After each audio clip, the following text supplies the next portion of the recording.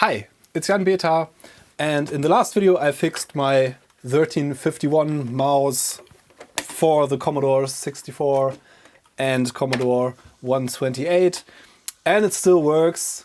As you can see, I'm using GeoPaint here, and it's just such a nice experience having a mouse again to use this like I had back in the day. It's not a very good mouse, but it still feels really nice to have this. Yeah, the mouse is quite yellow and it's missing some of the pads, of the glide pads. I think the capacitors in here have seen better days. So what I'm going to do today is to try to make this look as if it was new again. So it's going to be mouse refurbishing time. And I'm going to show you some of my tricks I use for retrobrighting and cleaning plastics. And I'm going to come up with a solution for these glide pads as well. Yeah, so as you can see, it is yellowed. It doesn't come across very well on camera, but it is quite yellowed and it has some brighter stripes here and some, it seems like stains, I don't know. The backside seems to be quite okay, except for these pads having yellowed quite significantly. Yeah. It is quite clean, actually. Most of it is, I think, degraded plastic, so the yellowing is from the plastic degrading. Kind of different processes at work there, and there's a lot of speculation about what's really happening there. The fact is that exposure to UV light seems to speed up the process, and you can reverse it to an extent by retrobrighting it with hydrogen peroxide and speed up that process with UV light and heat. I had very good results with retrobrighting. Your mileage may vary a bit depending on the sort of plastic you have. I had some keys that took really long to retrobright. Some stuff works really well. Usually the Commodore plastic, which is I think just common ABS plastics, work very well. I think we should get this to a point where it looks basically like new again. The thing is, it starts re-yellowing after a while, but so far I've done some stuff as far as 2 or 3 years back, and it hasn't really re-yellowed to an extent that it would be yellower than before or anything like that. It stays a bit better than it was before retrobrighting so far for me. That's my experience. So can't really promise anything, but at least you're going to have some years of a look that's more original than previously. And I think it's worth it for the moment you see this and see how well it turned out alone. So I love doing retrobrighting. I love to see the results, even if they don't last forever. That said, let's first take a look at the electronics. Let me take a couple of seconds to thank my sponsor for this video, Skillshare. Skillshare is an online community offering educational videos focused on everything that has to do with creative work. They are not exactly going to have videos about GeoPaint, but everything that's slightly more modern, like Photoshop tutorials, like photography tutorials, like anything you would need to do creative work today is covered there. Classes are really compact usually, so you have 60 minutes classes that cover a broad range of the topic you're interested in. And there's also projects going on. You have feedback from the community. I highly recommend checking the platform out. It is not that expensive.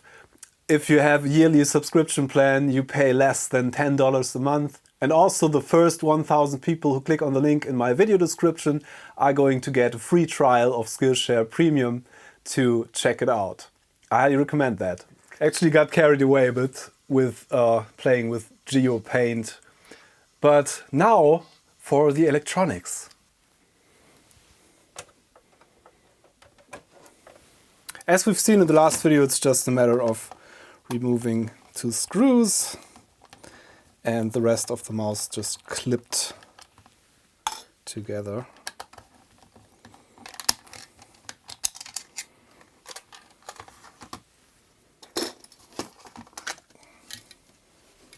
So there we go. This is actually plastic welded on, this darker part with the mouse buttons, or the covers for the buttons. So that's going to stay in there while I'm cleaning and retrobrighting this, but I don't think that it's a problem because we still can move it quite a bit and get in all the crevices. Okay, so there's 3 screws to take out the whole electronics from the case.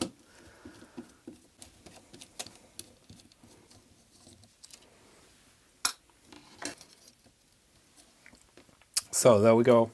So I'm using the schematics that I printed out from monkeyspeak.com. I'm going to link it in below again. Highly recommend checking out Tom's site. Especially if you're looking for good schematics for the 1351 mouse, which I was, and that's how I found the site, and also stumbled upon his repair of his mouse, and I did the same that he did, and it worked for me as well. So yeah. There's only 2 47 microfarad capacitors in here, actually. And there's another 2.2 microfarad one. That's actually a tantalum in this one, but I think I can get away with replacing it with an electrolytic. So there's my capacitors. This one is 47 microfarads, 10 volts. There's another one that's 47 microfarads, 6.3 volts. And this is a 2.2 volts tantalum that I'm also going to replace because tantalums tend to burst into flames at times. So here's our 2.2 microfarad one. I think it's just the voltage for the reset line to ground. So it's just another filter for the reset line. And yeah, I think we can get away by replacing that with an electrolytic. It's just filtering, so it's not going to be crucially important that that's a tantalum, I guess. Okay, recapping time. I'm just using my desoldering station and my regular soldering iron. And yeah, just going to do this. And as usually, I'm going one by one. That's 10 volts, 47 microfarad one. I'm going with the 25 volts. I think I have a 10 volts here, maybe. As I said, this is probably not very important to do this because the capacitors are not going to be under a lot of stress in this mouse. It's a pretty low power device. But still, while I'm in here, I thought it wouldn't hurt to do this. And it's really not a big deal. So I bent my capacitors over quite a bit so that this button assembly fits over it still. And we should be good with the spacing. So that's recapping. Let's actually see if this still works, I guess. And of course we are cleaning up on the circuit board, which actually was really dirty from the factory because there's a lot of hand soldering going on here. Okay, testing this with the C64. And hey, it still works. Okay, on to cleaning the case. So I'm just going to use this bowl of warm water from the tap and some Sillet Bang. This is like a fat solvent, and yeah, it usually works really well with plastics and doesn't necessarily attack plastics in any way. So I'm just going to let this soak for a while. These I'm not too worried about because they are pretty messed up anyway. If they fall off, there's like a plastic, yeah, you can just lift it with your fingernail. There's a little plastic glide pad and the rest is glue, I think, so not too worried about these falling off. Just going to let this soak for some time and see how much dirt comes off. And then I'm going to go on and get into retrobrighting this stuff. I'm just also going to put the ball in there, I guess. And the little door. So let it all soak for a while and be right back.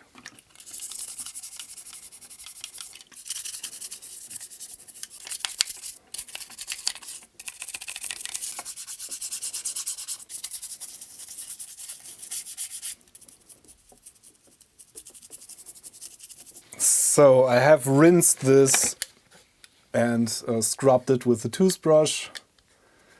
And there's still some little black marks on here. I don't know if you can see them.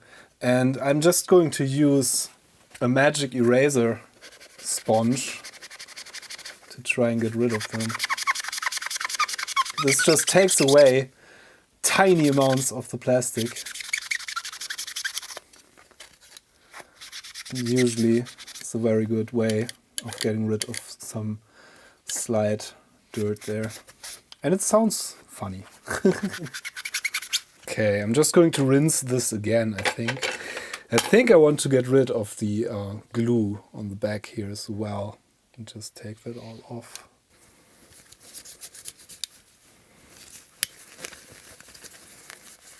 So that's like double-sided tape on here, I think. Let's try and remove that stuff.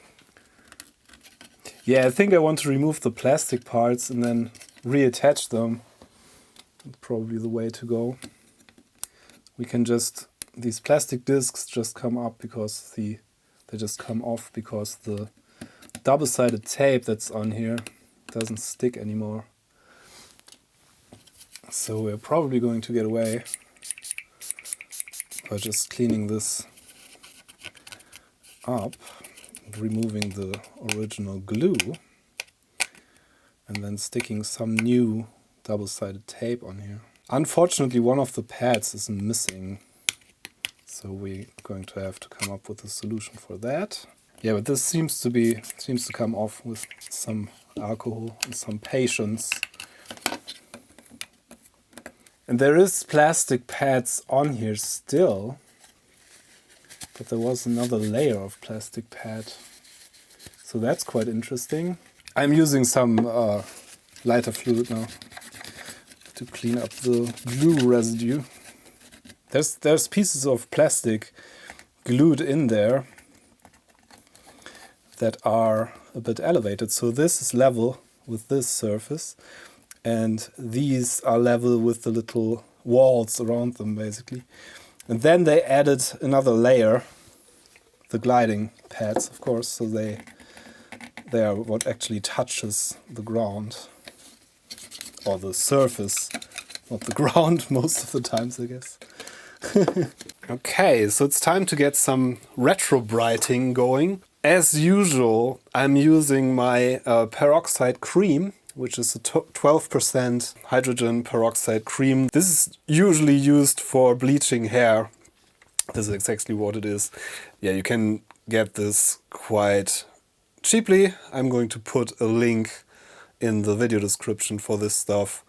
And yeah, this stuff has served me well all the time, so I continued using it and didn't even try anything else. But other cream peroxides work well, as I've heard. The main reason I'm using cream is that it's easier to spread around, and the liquid stuff you would have to submerge this fully.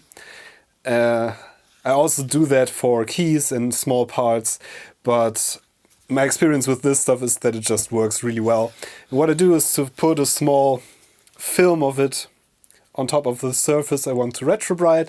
Then I use cling wrap, translucent foil, to wrap it so my cream peroxide doesn't evaporate quickly. And then I shine a full spectrum light, like a grow light for plants, on it, as you are going to see. First of all, let me just put some cling wrap on here and use my paintbrush to smear some cream peroxide on there and then wrap it. You know, you want to wear gloves for that, and you don't want anything to get on your clothes or your hair for that matter, because it is can give you some nasty chemical burns, and it can give you bleached clothes and hair, of course, because that's the purpose of the stuff. I'm actually going to put some on here as well, I guess.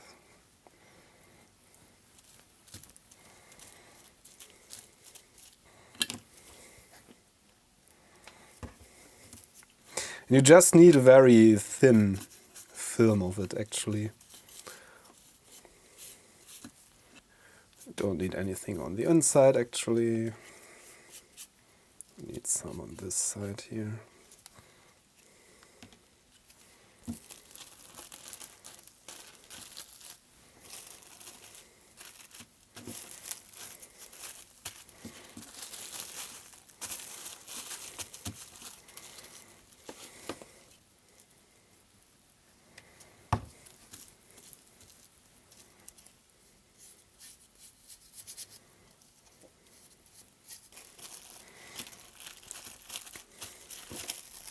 So now what I'm going to do is to put this in this box, which is like a thermally insulated box. I think I got this when I ordered some food someplace and kept it because it is a reflective surface, so the light we are going to shine into this is going to bounce off everywhere. And also these this is like bubble wrap with an aluminum coating, so we are going to have some heat insulation because heat speeds up the retrobrighting process significantly.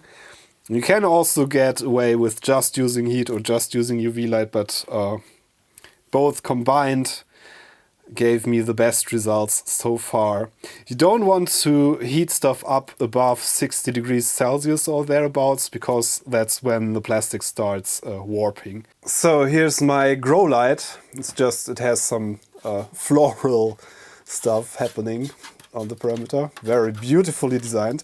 It's just an LED. It's a cluster of LEDs, different color LEDs, and a fan in the back. And it claims to be 300 watts, but it's not actually taking up that much power. I think that's an equivalent number of the brightness of the LEDs compared to a regular incandescent light. So 192 pieces of LEDs.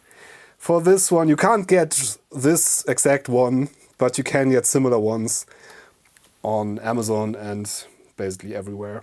So we're just going to put this on top here. And as you can see, it fits beautifully. And I turn it on and it shines a nice pink light into my little box here. And it's going to heat up the contents of the box significantly. I'm going to set an alarm for half an hour, and I'm going to get in after half an hour and massage the cream peroxide around a bit underneath the foil, so we don't get any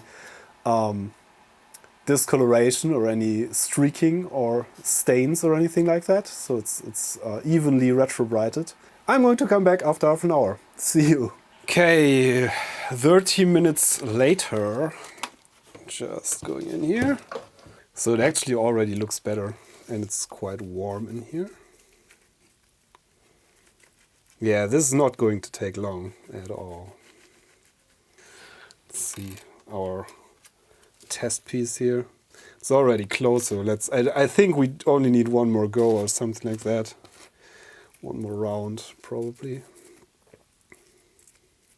Just putting this in here the other way around. And yeah, I just massaged the cream around. I should have worn gloves, probably, because some of it might have leaked out. But I feel quite confident that I didn't burn myself. So yeah, another round, half an hour later, I'm going to come back in and do the same thing and see if the color is actually changed enough to call this a finished retrobrighting process.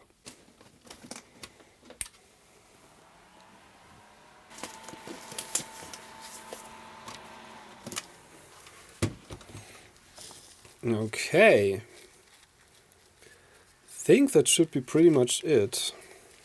Don't want to overdo it. Yeah, look at that. That's it. We're done.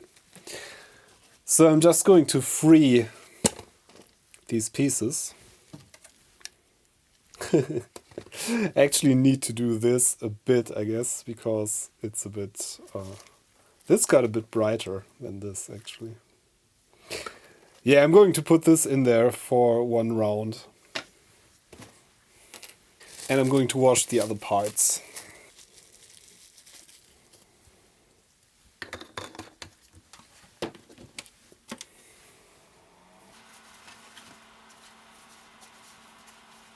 Yeah, look at that. They do look new. The pieces look new. That's really cool.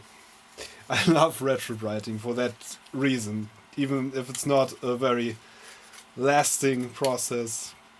Just for this little moment of it looks as good as new. Very much worth it in my opinion. So while the retrobrighting continues and this dries, let me just take care of the cable a bit. Just using some window cleaner here and a microfiber cloth to see if we can get this a bit cleaner. Yeah, it looks reasonable. And in order to remake the missing little glide pad, I'm just going to use this overhead projector foil that I had lying around. It seems to be approximately the same thickness. Maybe it's a tiny bit thinner, but it's going to be easier to cut. So I'm just going to, ideally you would use a hole punch or something, and I actually ordered one, but it's not here yet. So I am going to just cut this out with a pair of scissors and then clean it. This is not going to be perfect by any means, but it's still going to be a good replacement. So it's going to have the same height as the others, hopefully, at least roughly. And we're going to clean the glue residue of the other ones, I guess. And also the Sharpie marks we just made with some alcohol by scrubbing them against my ESD mat here, which has kind of a texture, so it has some abrasive properties without actually damaging the plastic. That works pretty well actually, the way I'm doing it. Oh, and this actually has a protective film still on it, I think. Yeah, and look at that, they still have, at least some of them still have a protective layer that was supposed to be taken off before the mouse was used. It's a very thin layer. Yeah, all of them, all of the original ones still have that. So that was supposed to be removed, I guess. So now they should work even better. And for putting these on, I'm just using some general purpose glue. You need a very thin layer, so.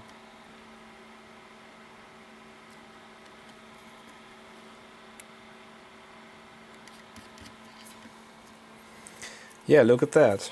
Let's just hope that the glue is strong enough. At least at this point you can't really tell which one is the replacement. This one. So yeah, it turned out rather well.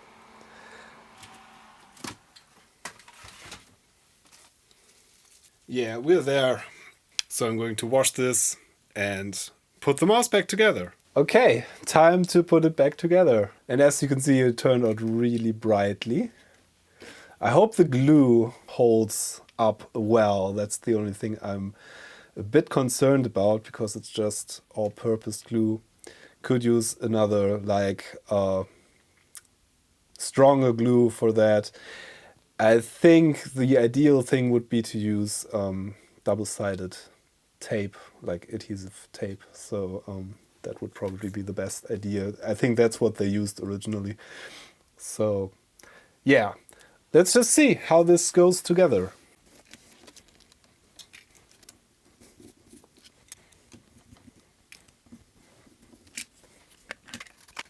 Yeah, look at that. It looks new.